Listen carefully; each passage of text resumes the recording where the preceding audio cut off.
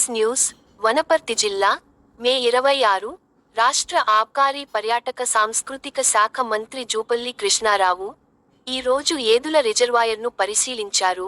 శ్రీశైలం నుంచి నార్లపూర్ ద్వారా 6.55 టీఎంసీ నీటిని ఏదులలో నిల్వ చేసి వట్టేం, ఉదండపూర్, కేపీ, లక్ష్మీదేవి పల్లి రిజర్వాయర్ల ద్వారా ఉమ్మడి పాలమూరు, రంగారెడ్డి, వికారాబాద్ జిల్లాలకు సాగు మరియు తాగునీరు పంపిణీ చేయబడుతుందని ప్రాజెక్టు రోజుకు 2 టీఎంసీ నీటిని ఎత్తగల సామర్థ్యంతో 10 మోటార్లు ఏర్పాటు చేయబడినది.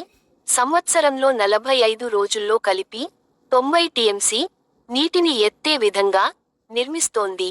ముఖ్యమంత్రి రేవంత్ రెడ్డి ఆదేశాలనుసరించి ప్రాజెక్టుల పనులను వేగవంతం చేసి ఏవైనా అడ్డంకులు తొలగిస్తామని మంత్రి తెలిపారు.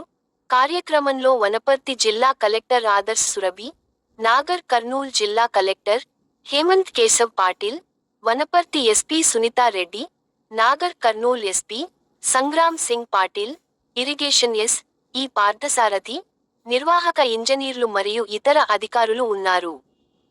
వనపర్తి శాసనసభ్యులు మెగారెడ్డి, అచ్చంపేట శాసనసభ్యులు వంశీకృష్ణ.